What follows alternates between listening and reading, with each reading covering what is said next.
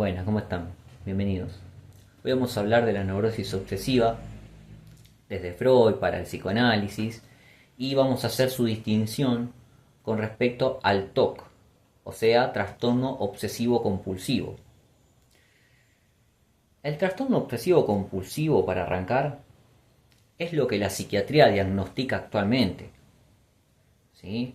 ¿Por qué? Porque el psiquiatra tiene que trabajar con signos, con conductas observables en el paciente. ¡Claro, boludo! Para poder hacer un diagnóstico. ¿Sí? ¿Y cómo se refleja el TOC? Bueno, por ejemplo, en pensamientos intrusivos. Intrusivos quiere decir que son pensamientos, ideas, ¿sí? Imágenes que irrumpen de manera sorpresiva. O sea que la persona no es algo que piensa conscientemente, sino que simplemente invaden. ¿Sí?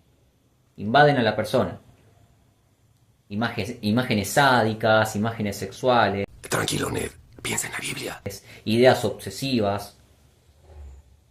¿Sí? Por ejemplo, voy a lastimar a alguien, soy una mala persona, me voy a mandar una cagada, voy a hacer algo mal, voy a lastimar a alguien.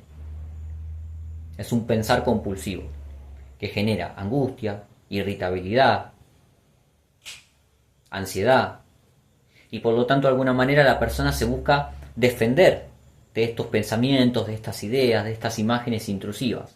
¿Cómo? Bueno, a través de un actuar compulsivo, conductas compulsivas que buscan aliviar, ¿sí?, la tensión, aliviar la angustia. Por ejemplo, limpiar excesivamente, ordenar todo de una manera detallada, perfecta, de una manera ideal, que no quede nada sin limpiar, que no quede nada al azar.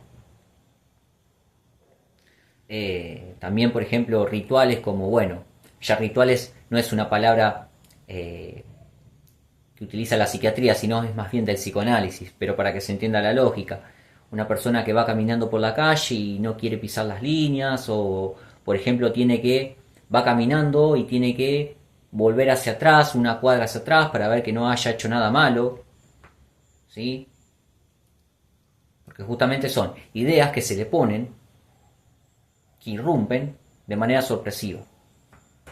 Y para aliviar esa angustia que le provoca, por ejemplo, la idea de ser una mala persona, bueno, se tiene que defender. Por ejemplo, una persona que acepta todos los planes que le proponen, que no puede decir que no, que puede sentirse cansada o puede no tener ganas, pero no puede decir que no porque siente que es una mala persona. Y por lo tanto, si dice que no, se le va a confirmar esa idea, que es una mala persona, por lo tanto va a decir siempre que sí a todo. Porque se da manija, no de una manera consciente, insisto, pero son ideas que se le ponen, que no las puede controlar, son pensamientos intrusivos. ¿Sí? Ahora, la psiquiatría, si tiene algo de particular, es que necesita diagnosticar a partir de lo observable. Por lo tanto, no va a indagar en la historia de vida del sujeto, en la historia de vida en relación a su infancia. No va a indagar en relación al deseo de la persona, qué es lo que desea, sus fantasías, sus temores, porque esto es algo con lo que trabaja el psicoanálisis. ¿Sí?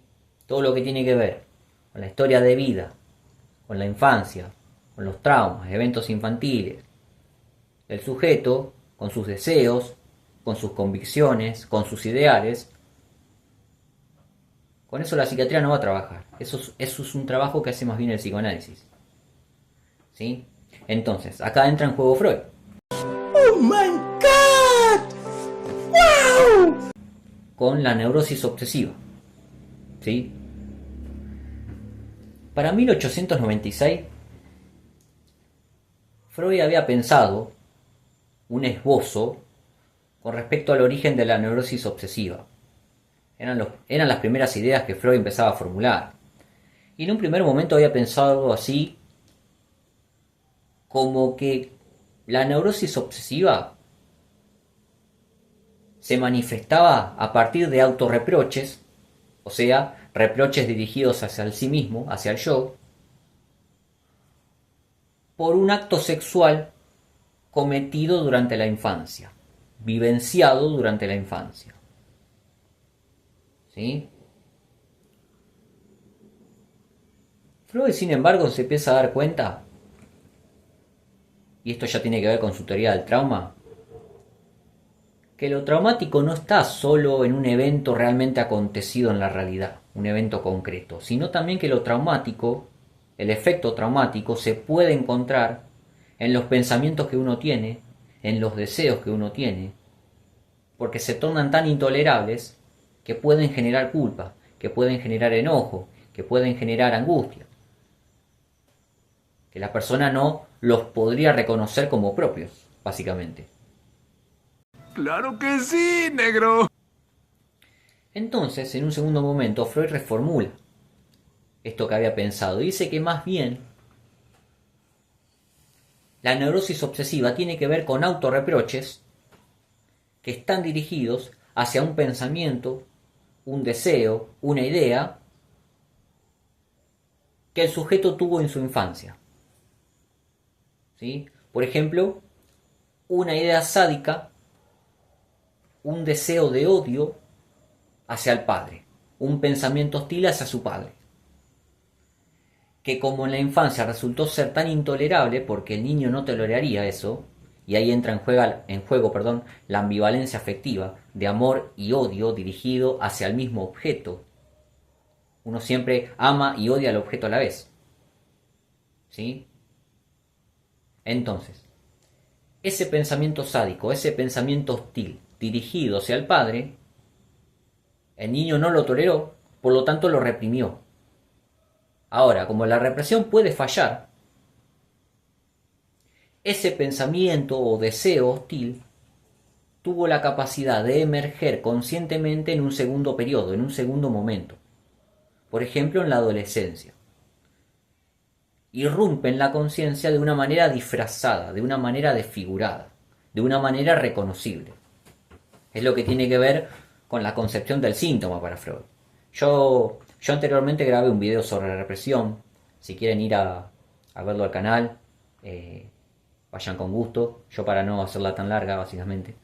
Así que bueno, la idea es esta. Un deseo hostil, un pensamiento sádico hacia el padre fue reprimido, porque resultaba ser intolerable. En un segundo momento, ese deseo tiene la capacidad de emerger conscientemente de una manera desfigurada. Y en la neurosis obsesiva, ese deseo reprimido emerge a nivel del pensamiento. ¿Cómo? En una idea obsesiva. En una representación sustitutiva, dice Freud. En algo que nada tiene que ver con aquello que fue reprimido, que es irreconocible. Por ejemplo, una idea obsesiva. Soy una mala persona. Voy a lastimar a alguien. Soy un criminal. Soy un ladrón. Soy un chanta. ¿Sí? Soy malo, me siento malo. Entonces, Freud explica que la persona se tiene que defender de estos pensamientos, de estas ideas obsesivas. ¿Y cómo se defiende? A partir de los rituales, a partir de los ceremoniales. Por ejemplo, chequear una y otra vez de manera compulsiva que cerró el gas, que cerró con llave. Limpiar, por ejemplo, o mejor dicho, lavar los platos de una manera determinada, en un orden determinado. ¿Sí? Ir manejando tranquilo, despacio, y tener que regresar hacia atrás para ver que no haya chocado a nadie, que no haya lastimado a nadie. Son juramentos, son ceremoniales, dice Freud. Ceremoniales que se tornan compulsivos, porque justamente es la medida defensiva que el sujeto tiene para defenderse, valga la redundancia, de esos pensamientos intrusivos, de esas ideas obsesivas. Sin embargo, esos ceremoniales también se terminan tornando enfermizos, porque el ritual alivia la angustia que el sujeto siente por la idea, por ejemplo, de ser una mala persona, alivia esa angustia, pero por un momento, porque después la angustia al rato vuelve, ¿Y qué ocurre? Que otra vez la persona tiene que implementar el ceremonial, implementar el ritual. Por eso es compulsivo en la neurosis obsesiva. Porque hay una interrelación entre pensamiento y conducta, básicamente. ¿Sí? La persona se tiene que defender de sus ideas obsesivas, de estos pensamientos intrusivos, a través de los rituales, a través de los ceremoniales, de orden, de perfección, de que todo tiene que estar perfecto, a rajatabla. ¿Sí? Entonces, insisto, para que se entienda la idea, esa representación sustitutiva, esa idea obsesiva, figura el retorno, da cuenta del retorno de un deseo reprimido.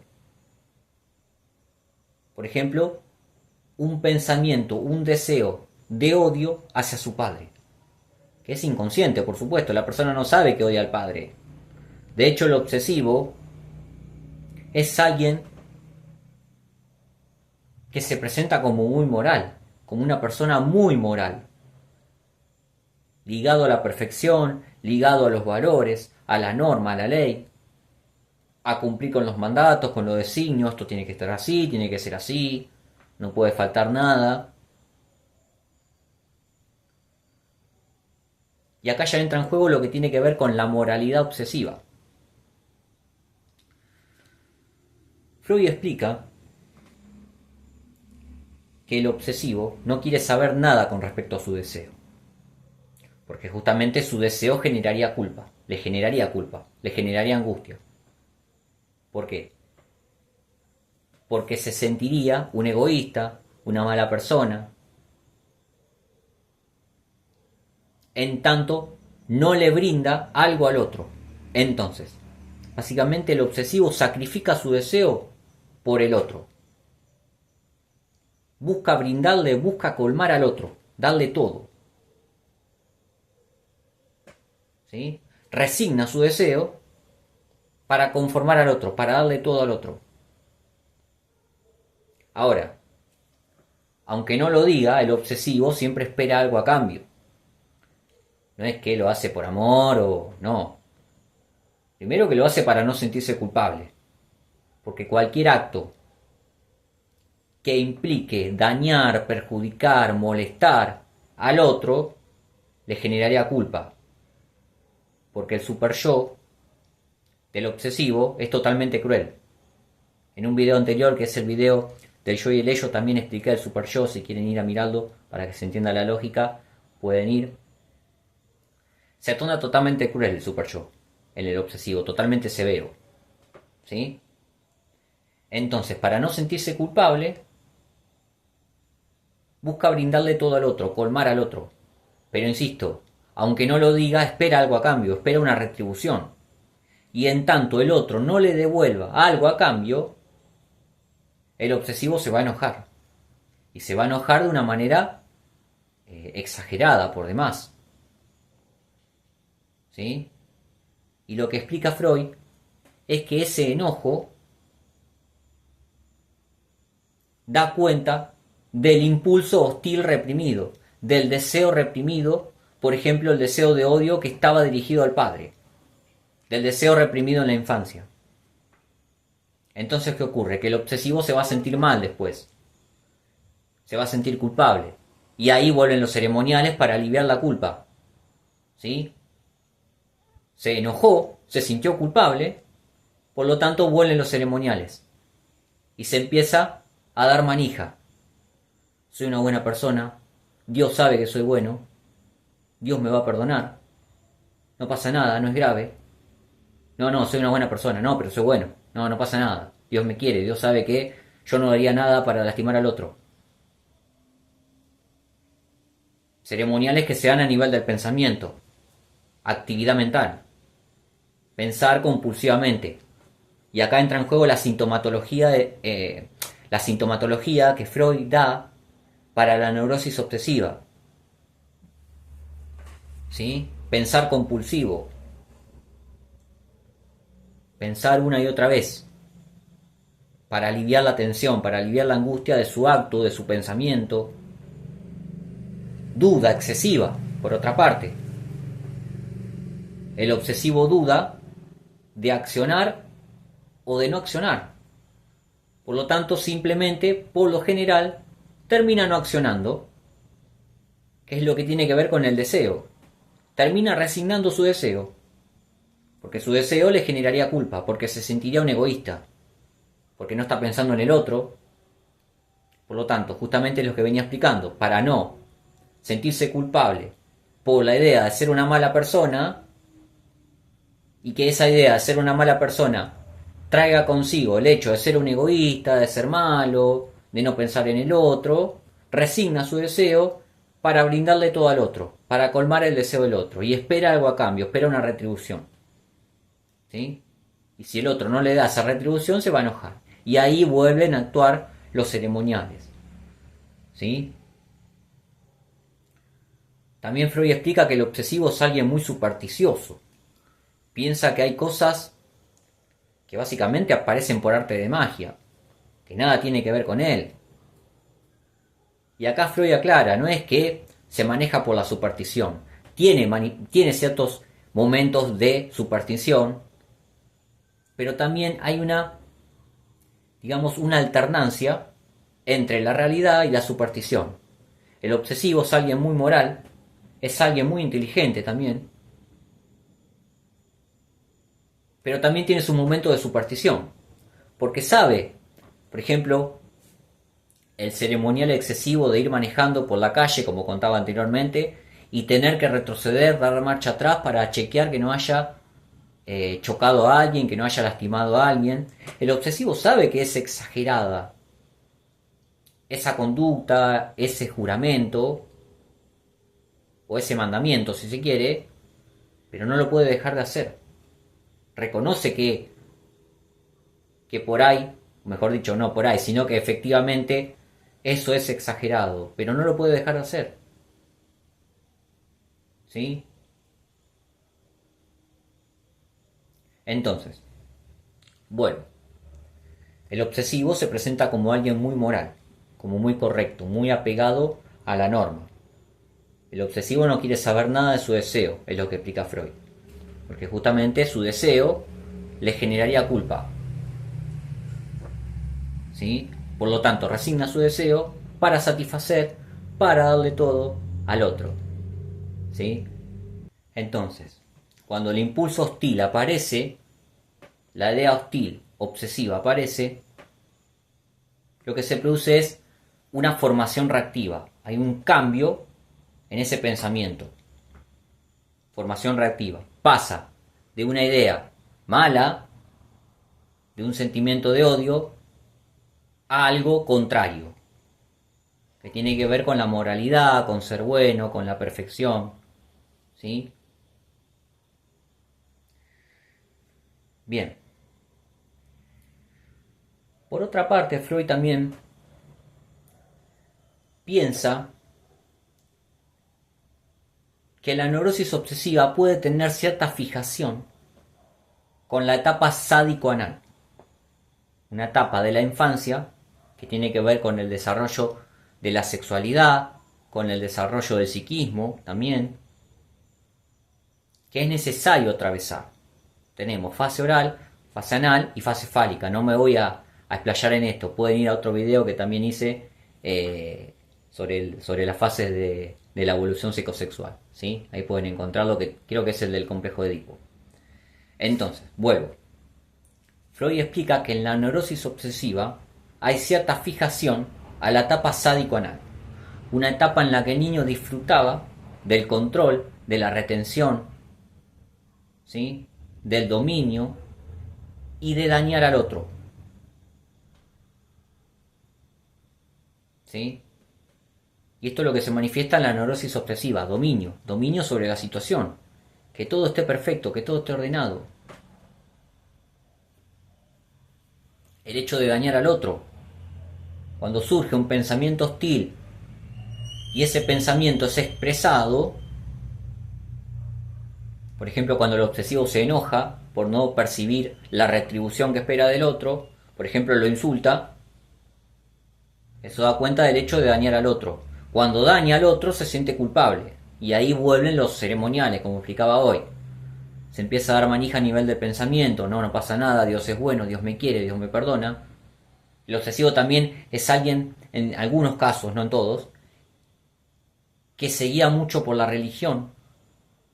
Por eso mi ejemplo de Dios. ¿Sí? Pero no en todos los casos, estos en algunos nomás. Que tiene que ver un poco también con la superstición. ¿Sí? Bueno, insisto, entonces, para darle el cierre, hacer una conclusión.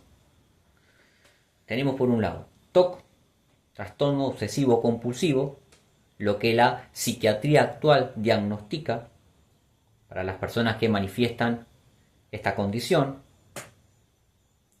pero que no hace foco en lo que tiene que ver con aspectos psicoanalíticos como la culpa, como la historia infantil de la persona, ¿sí? Y por otro lado, neurosis obsesiva, que ya hablamos de una estructura clínica, de una estructura de personalidad,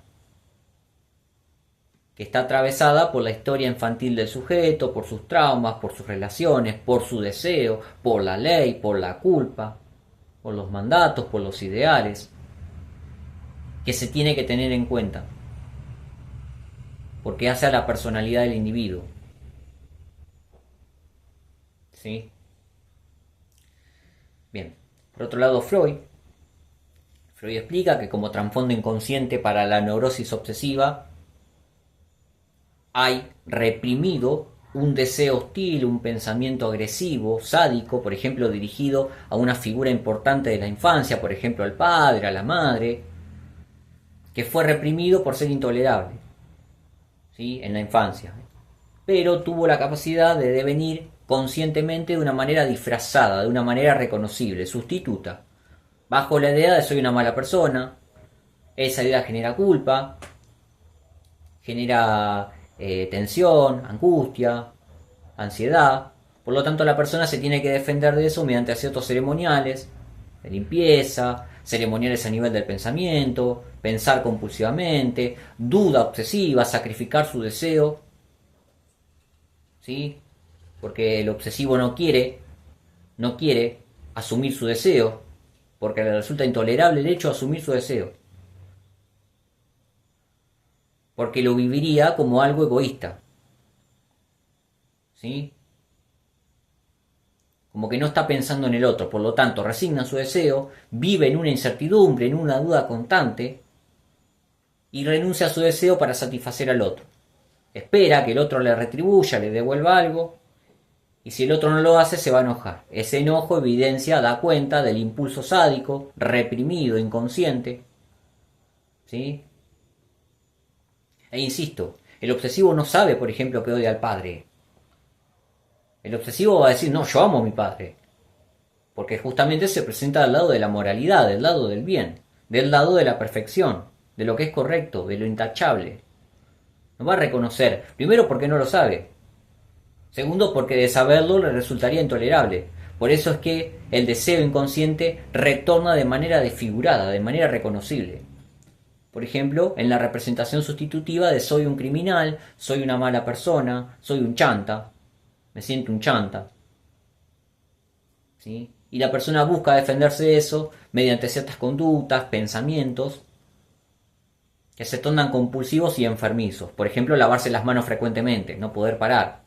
Ideas obsesivas de me voy a contagiar de algo, me va a agarrar algo, mirá si me agarra algo, me tengo que lavar las manos, y va y se lava las manos una y otra vez. Y por último, la idea de, bueno, hay cierta fijación, una predisposición a contraer la neurosis obsesiva por una fijación a la etapa sádico-anal, una etapa en la que el niño disfrutaba, sentía placer en el control, en el dominio, en la retención y en dañar al otro. Y esto es lo que se evidencia de grande en la adultez en la neurosis obsesiva.